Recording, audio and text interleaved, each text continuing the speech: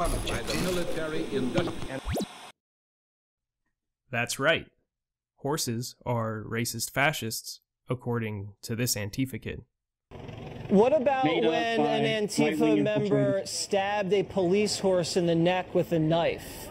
Was the horse a racist Trump supporter? Yes. So the horse... I didn't know horses could vote. You see, the horse is a tool of the police, and the police, under the Trump administration, have been increasingly intolerant, militarized, racist, and xenophobic. You see it all the time.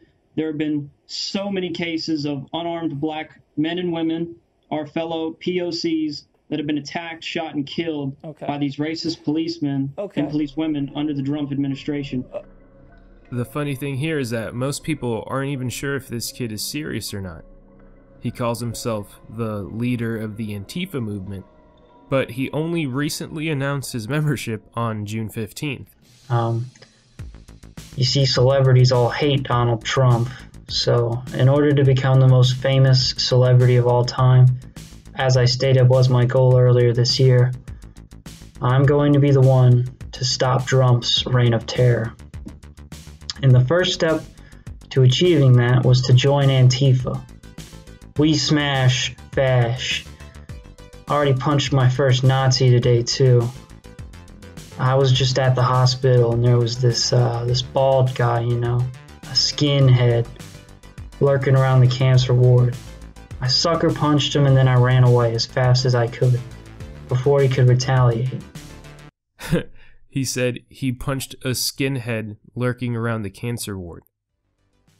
And then he also made fun of communism. And I know some people say that under communism there will be no food and everyone will starve, and to that I say good. I say good. You know how everyone is always trying to go on a diet but can never stick with it? Under communism, no one will have a choice. We'll all be skinny supermodels. The truth is, this kid is an epic troll, and I have to tip my hat to him for his unbelievable work. If for whatever reason you don't know what a troll is, it's someone who deliberately posts or says provocative comments in order to incite a reaction or an argument. However, Fox News wasn't alone. BG Kumbi is known for doing this, and many on all sides have bought into his antics in the past. He adopts a certain group's lexicon and tries to incite conflict with such a serious and monotone demeanor. Everyone buys into it. Like this video he made right after Trump won, saying goodbye to all the celebrities that said they were moving to Canada. And while he said this, he had a Confederate flag in the background and a MAGA hat on. This is a very sad occasion, needless to say. I actually had to fight back the tears before I made this video, because the thought of losing these national treasures just hurt me so much. When I first heard that all these celebrities were moving to Canada, my first reaction was, no! No! No!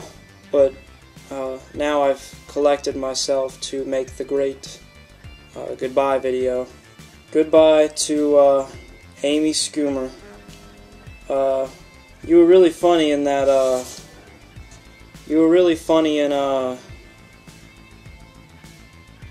well, moving on. Last but not least, goodbye to Lena Dunham. You were, well, frankly, kind of disgusting. But nothing tops the troll job he did on Fox News. It's definitely the highlight of his shit-posting portfolio, and it's kind of concerning that Fox News would have him on the show without doing a minute's worth of research. But I would really be lying if I said I didn't buy into his Antifa character at first, so don't feel bad if you did. Although, I immediately was suspicious when I noticed the framed Karl Marx picture he had meticulously placed in the background. Another indicator was when he said he didn't want to give his name for fear of being doxxed. So Kevin, why don't you want us to use your last name? What are you afraid of? You see what happened with CNN? They basically doxed that guy that made that GIF. So you're afraid if your name is out there, people are going to come to your house?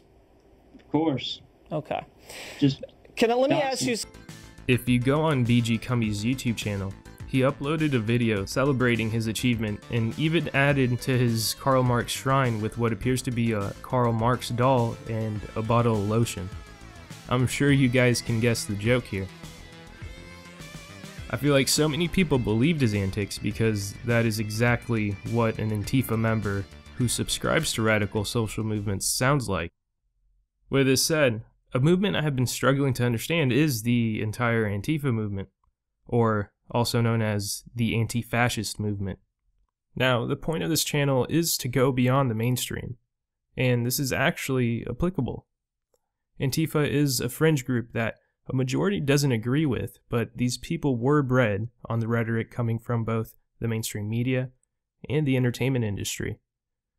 What do you say to the people who dragged a poor white guy out of a car and beat him? Oh my goodness, poor white people, please, oh my, stop it, Carl. What I say to people that protest is that, first of all, apparently there has never been an acceptable. Dragging somebody out of their car and beating pardon me, there has never been. New York's Daily News ran this front page earlier this week: Trump is Hitler. Years of race-baiting coverage and pandering to radical social movements created an unprecedented level of victimization to the point where college professors can't even raise their hands without putting their students in a safe space. Get your hands down,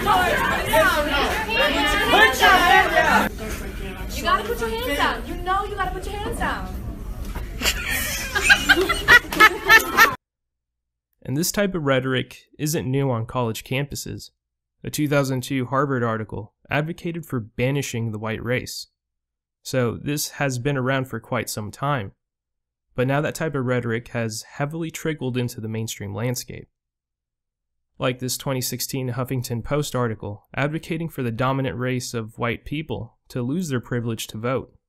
So now media and entertainment has this unbridled obsession with race and gender issues. They arguably embolden divisive lines instead of blurring them. Aside from some fringe groups on the right, I think a majority is a proponent of treating everyone fairly and equally as defined by our constitutional rights. Do you guys believe that attacking an entire race is an effective way to fight racism? Or do you guys somehow see the anti-fascist movement fighting racism and hate in an effective way?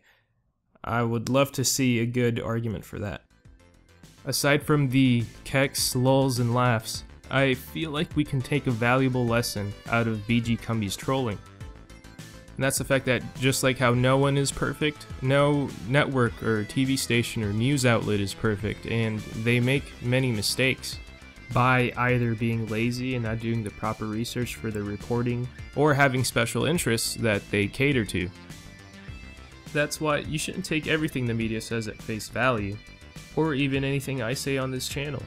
Questioning and having a conversation about topics is the best way to reach something close to the truth, even though the truth varies between person to person.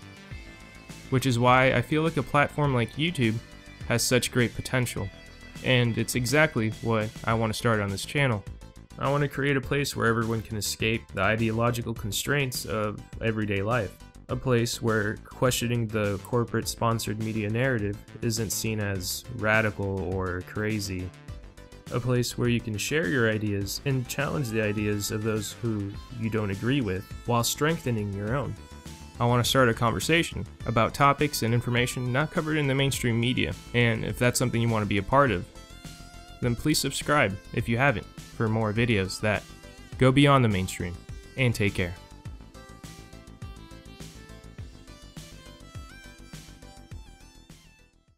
Why do you support white nationalism? What does that mean? And what do you guys want? The same rights as every other race to have representation, to not be discriminated against. Oh, you want to meet the anti-fascists? I'm just trying to see where they're at, though.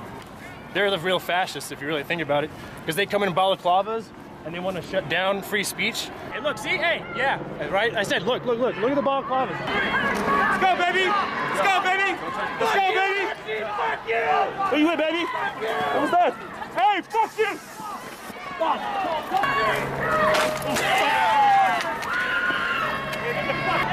One versus 1,000. They'll still wrong. Fuck you, Nazi! They called me a Nazi. Sir, do you see this? Is there no action that's going to be taken? Nazi! Nazi, come get the off our street. Get the fuck off our street. Are these people going to do anything? Get the fuck off our street. We don't have freedom of speech. You need to go, boy. Hey, save your shit. Be nice. Come here, Nazi. Get the fuck off our streets. Get the fuck off our street. Piece of shit. We're not here to protect you. Sir, please.